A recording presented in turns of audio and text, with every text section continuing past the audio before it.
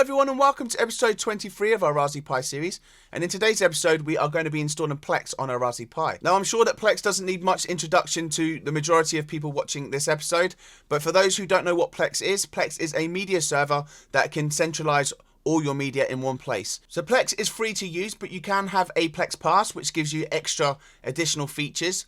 But we're not going to go into details about the differences between the two plans, but this is completely free to use. If you guys want to run this on your Raspberry Pi, and you can do this completely free of charge. So it's amazing, really. There is alternatives to this. There's things like MB and some other media alternatives which are open source. We can look at them at a later date, and I'm pretty sure I'm going to cover them at some point. So with Plex, you can also open it up to remote access, and you can actually share your Plex server with your friends and family, and they can access and stream your media content to wherever they are. So that's, you know, it's quite amazing that you can do that. And first of all, we're going to show you how to set up a Plex account. And once we've set up the Plex account, we are then going to use a stack in Portainer, and we're going to create a Plex container, a Plex server container, and then we're going to configure that container to work with our Plex account. We're then going to add our media files, and we're going to share them. So if you guys are ready, let's get straight on now, and we're going to set up a Plex account. So all you really need for a Plex account is an email address and a password, and then from there you can configure your server and everything else. So if you go to plex.tv and you click on sign up, and then from here you can create an account. You can actually sign in with your Facebook, with Google, or with your Apple account. So either one of these will work, or you can use your email address. So personally, I'm going to set it up with my email address.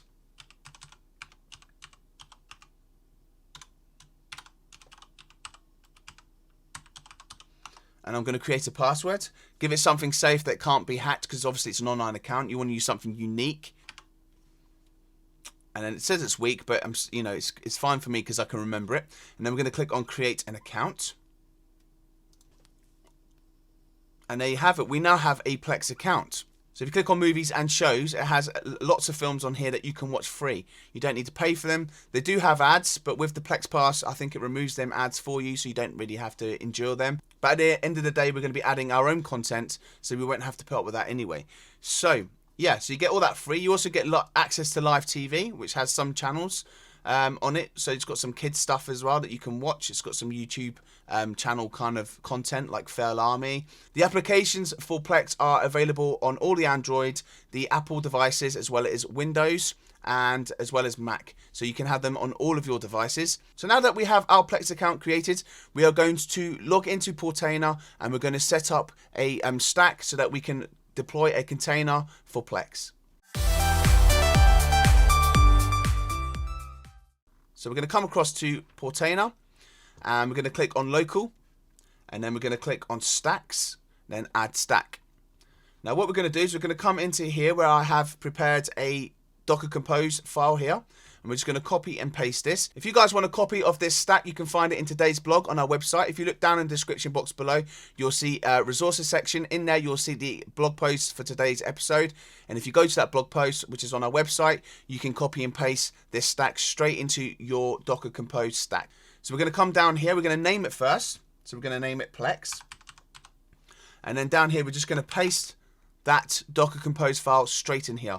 We're going to have to change a few of the fields in here, and I'll explain to you what they are and how to change them. So what we're going to do from here to get some of this information is we're going to SSH into our Raspberry Pi by using our terminal. If you guys are on Windows, you can use PuTTY.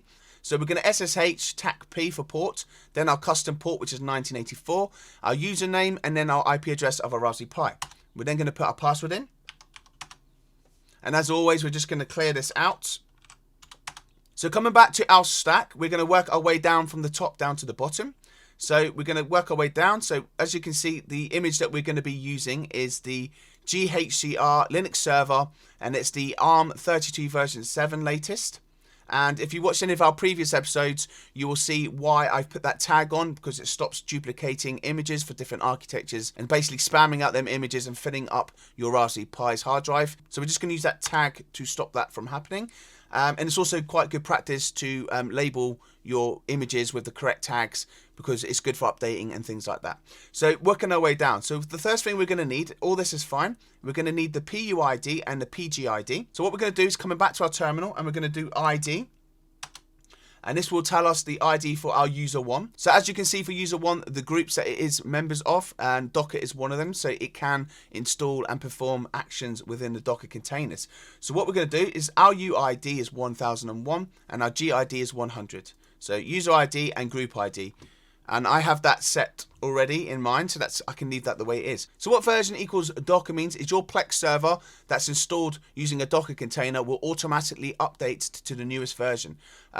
It's good to set this because you know obviously you don't want to be manually sorting that out, and obviously the linuxserver.io guys have put this environment variable in there for you to use, and I think it's quite handy, so you don't have to keep messing around with that. Okay, so moving down, now we've got Plex claim.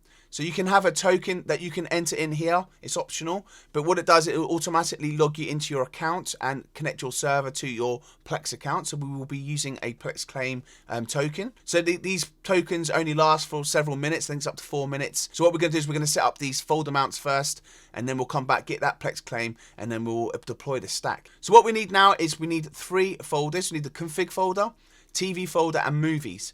Now, in our previous episodes, if you've watched any of them in our series, we have set up a TV and movies folder, so we're just going to sync and connect to them. So we have existing TV and movies folders, so I'm going to add them now. So we're going to come into our terminal window, and we're going to go cd/srv, and then dev, and then we're going to go to our drive, where we have our folders. And so I've got all my media stored on my yellow drive, which is a Western Digital USB drive attached to a USB hub, which then in turn is attached to the Raspberry Pi through USB 3.0. So we're going to go into that yellow media folder. And you can see in there all my media files. So within this folder, you'll see that I have various different media folders. These go from music to TV series. I also have separate folders for my kids' films, as well as adult movies and adult music. So I like to keep these separate, so within Plex, I can give different profiles, one for my children to use, and one obviously for myself and my wife to use. So it stops them from being exposed to any inappropriate content and gives me a bit more control over that. So I want to add additional folders to my stack so that I can mount these different folders here, so I can add them to my Plex server. So what we're going to do, not only have I got TV and movies here, I've also got music. I've got kids TV for their TV series and kids movies. So I'm going to create them extra folders. So first of all, we'll create the config folder. So I'm going to come back up a couple of paths,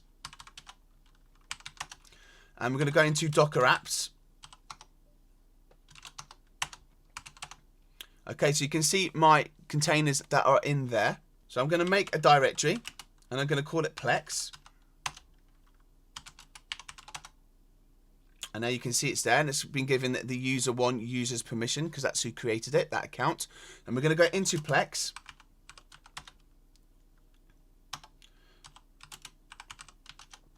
And from here, we're going to ls out. So there's nothing in there. We're going to make another directory, and we're going to call it config. And there's our config folder. We're going to cd into our config folder to get the absolute path. And then to get the absolute path, you put pwd, which is print working directory. Press return, and it will give you the long path here, which is the absolute path for that folder. And under config here, so anything before the colon we can change. So that means that it is outside of the container. Anything that's right of this colon means that it is inside the container. So we're going to say we want this path, which is this Plex config folder. We want it to be mounted inside the container to this config folder. So I hope that makes sense to some of you guys. If you're new today, we've covered this in previous episodes, but today we're just going to carry on here. So the next folder we want to create is this TV folder. So this will be for our adult content. So we're going to come up again one, and then we're going to go up one more. We'll just clear this out so you guys can see what we're doing. So we have up one more. Right, here we are. So we want to go back into the yellow media folder, because that's where we store our media files. These folders can be named anything you want. It doesn't really matter as long as you put the correct path in the stack. So our YTV is our adult TV series. So we're going to go into that. And then we're going to print out the working directory.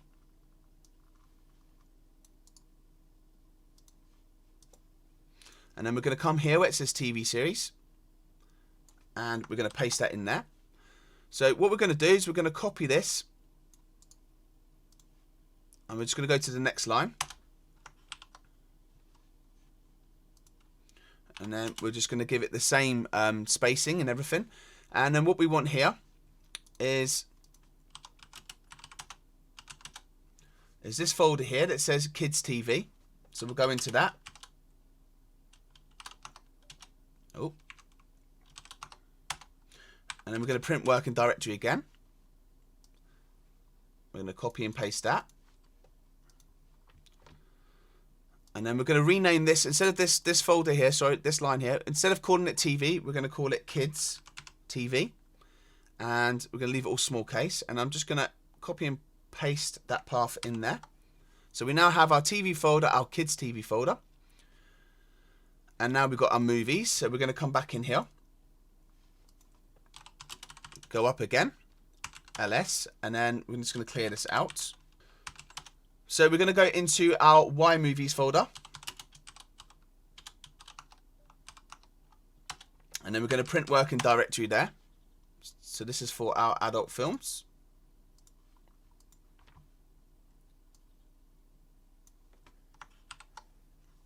Okie doke. So we're just going to copy and paste this line again underneath. And we're going to change that to kids. And we're just going to get the path. So we're going to go up one.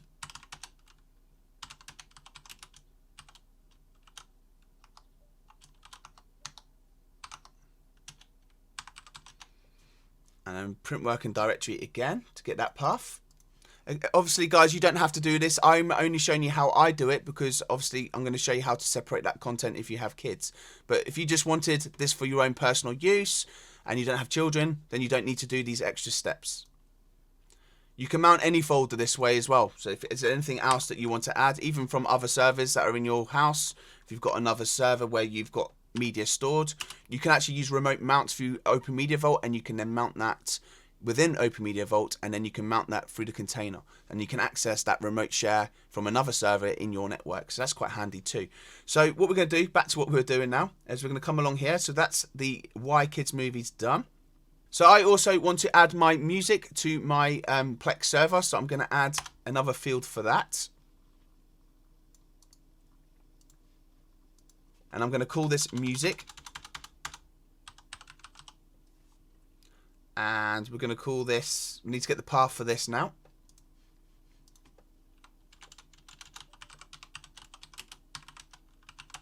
And we're going to go CD and into Y music. Oh. And then print working directory. So there's our music folder.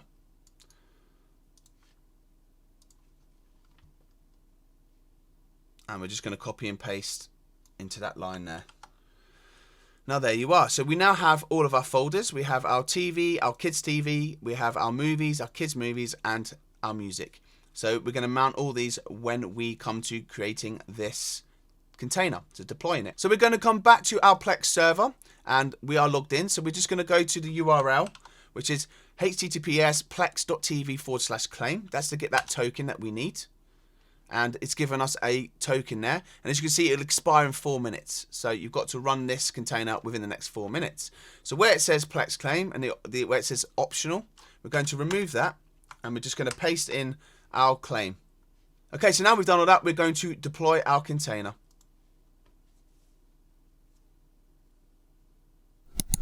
So that's finished successfully, and we're going to come into containers, and we're going to go and look at our logs. And it started the Plex media server. So don't worry if you see anything that's critical like this lib USB init failed. I guess in that it's just because it's in a Docker container and it doesn't have any USB attached storage to that actual Docker. Obviously we've mounted files through there.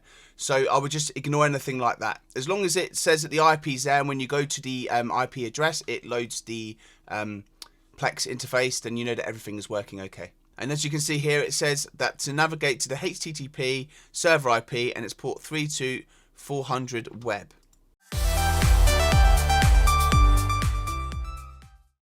So what we're going to do is we're going to try and connect to that server now. So we're just going to put our Raspberry Pi IP address and then we're going to put in the port number 32400 and /web, and as you can see, we've connected. Sign in. So this tells you a little bit how Plex works. So you can just put got it on there. And you can obviously subscribe to a Plex Pass if you guys want to. It's $3.99 a month in the UK, and I think it's about $4 or $5 in the US. So we're going to cross that off here, and we're going to give this server a name. So we're going to leave it server 5. It's absolutely fine. It says here, allow me to access my media outside of my home. Leave that tick for now. I'll show you how to open up remote access to that if you want to share your media libraries with other people, or you want to access your media libraries when you're on the go. And organize your media. So with this, from here you can add libraries, but from here you can click on add library, add folders. So you can select what type it is. So it could be films, and we're going to put United Kingdom for us. If you guys are in the States, just put United States, films, and then we're going to click on add folders and then browse for media. So looking through here now, we should see our mounts. So our films should be movies, and then there's all our films in there, and click add, and then you can click add library, and then click another add library now, and then we'll go films again, United Kingdom, because that's where we are. Add folders, browse for media, and then we're going to add our kids movies. I'm going to add these two here, and then I'm going to show you how to add them once you are set up on the interface. So for now, I'm just going to add these two through this wizard at the start, and then I'll add them manually after, so you can see the process if you want to add any folders in the future. So we're going to click on add library. So we're going to click next. And from here, it tells you that you can download the app, so you can get it on your phones and different tablets and different devices. So you can click on that now, and it'll take you to the links to download the applications for your device. So we're going to click done. We have films here. So there you are. So at the bottom here on the left hand side, it's automatically pinned the films that we have. So this, it doesn't tell you the kids films or the adult films. So, you know, it will do once we finish. I'll show you how to rename that as well. So I just suggest you let the folder sync all of your media. It'll download all the artwork for that media, and it will just basically catalog everything that you've got. So give it some time to finish. It could take, you know, up to 10, 20 minutes. So grab yourself a cup of tea and wait for this process to finish. So now that's finished indexing our media. If you click on library here, you will see all your films here. And you can also control how you want them to display. So you can do it by year. So we click year, and it'll show all your most recent films that have just come out down to the oldest. So as you can see, I've got quite a few in here. And if we want to play a film, we can. And it works perfect. I'm just going to stop it there. So these are both called films. So these are the kids' films, and these are the adult films. So if we click on library again, we can also change to year. There you go. So they are displayed a bit different there. So they're all in a yearly format. And so they both say films. It's a bit confusing. So we're going to rename them now. So we click these three little dots here and go to manage and then edit. And then where it says films here, obviously I could have changed that before, but I just left it as it is to show you how you can change it in the future. So we're going to call this, just call it movies. And we're going to call this one kids.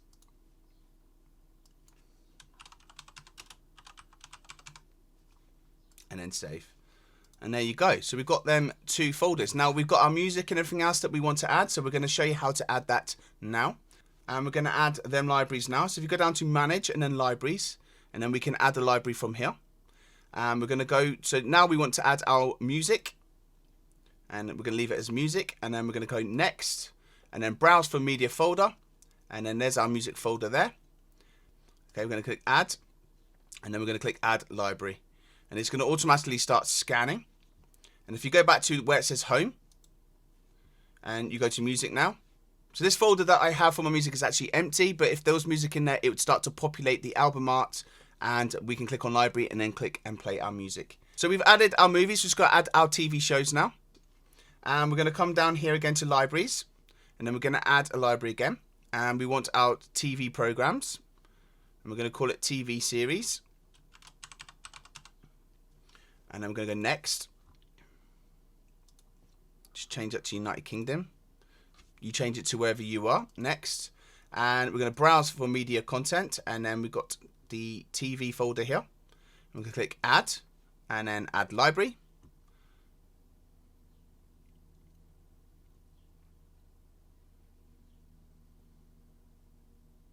And then whilst we're still here, we're going to click on Add Library. And we're going to click TV Programs. We're going to call this TV Series. Oh, and then Kids. And then we're going to add folders. We're going to browse. And Kids TV, Add. And then Add Library. And now if you go back to Home, anything that's under server 5 here is what's on your server. It's your media, it's your own personal content. And under Plex is all the stuff that Plex serves to you. Their free films, their live TV, and they've also got music, podcasts, etc. on there. You can see them all there. So you can actually subscribe to podcasts straight from within Plex. Going back to where we are now, if you click on TV series, you see that it's populating our TV series. I like to use the library view because it shows you the exact TV series that you have installed. And TV series Kids, if I had any content in there, it would show there. So these are all mounted perfectly and are working. So you can access your Plex server whilst inside your network. You can use your Pi IP address as well as the specified port.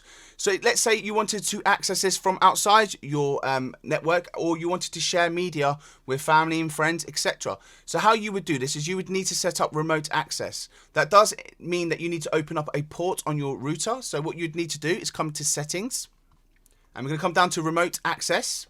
And as you can see here, it says not available from outside your network. So we are going to open this port now and show you how to do that. If you come into your terminal window, we're going to go root and then tac n.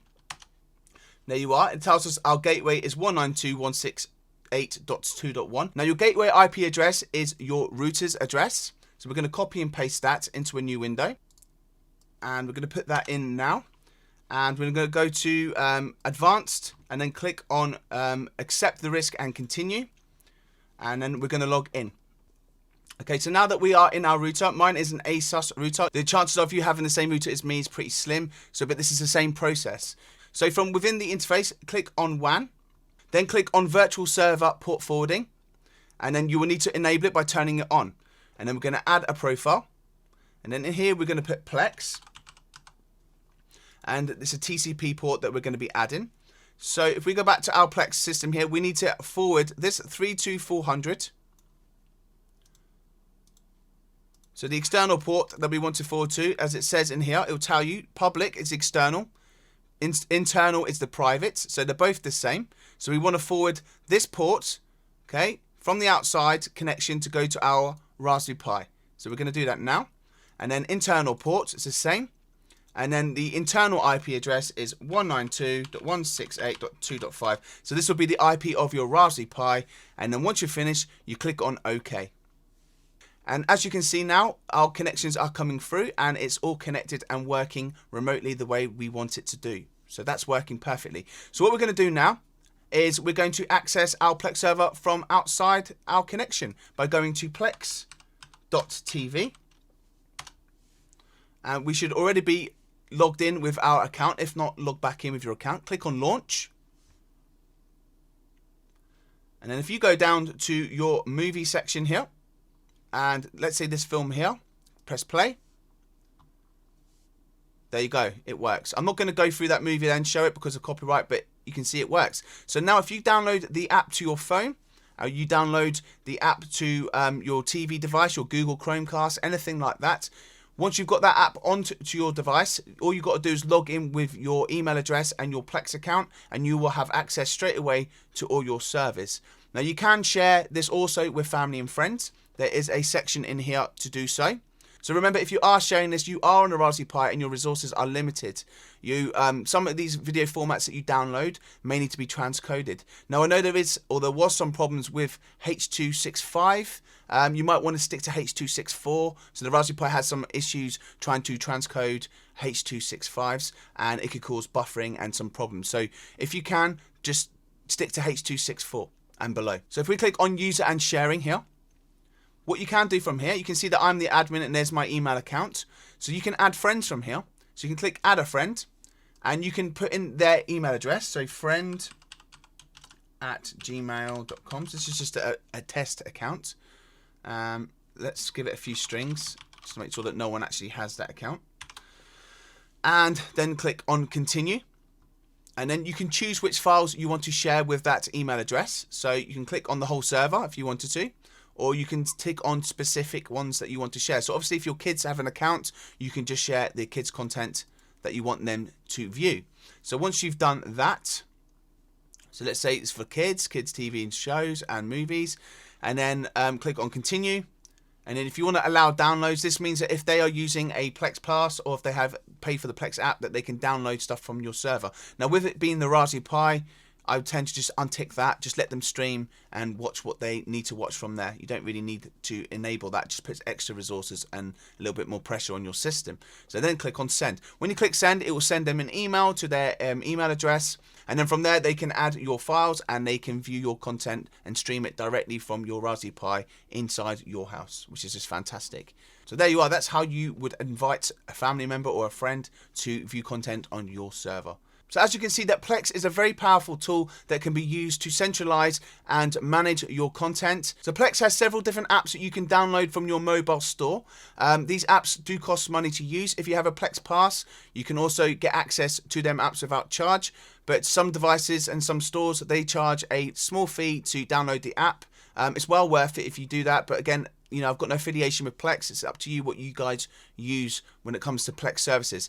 Now, in a future episode, I'm going to go through all the different Android apps that can sort of link in with our Raspberry Pi and our containers, as well as Plex. And I'm going to do a little showdown of all the apps that I use personally to control different media and different aspects of the server, because some really good apps out there and some really good services that we can use. So I'll be showing that in a future episode. So you guys tune in for that. So we've come to the end of today's episode. If you guys got benefit out of it, hit that like and subscribe button, as well as the notification bells to be notified of any of our new uploads. In the description box below, you will find our resource section. In there, you will find a link to our blog post that has covered all the commands that we've run today. You guys can copy and paste it from there if you wish to do so. In the description box below, there is links to compatible hardware that we have tested and tried and works well with our Raspberry Pi series. If you guys use any of them links, they are Amazon affiliate links, and we get a small bit of commission back for you using them.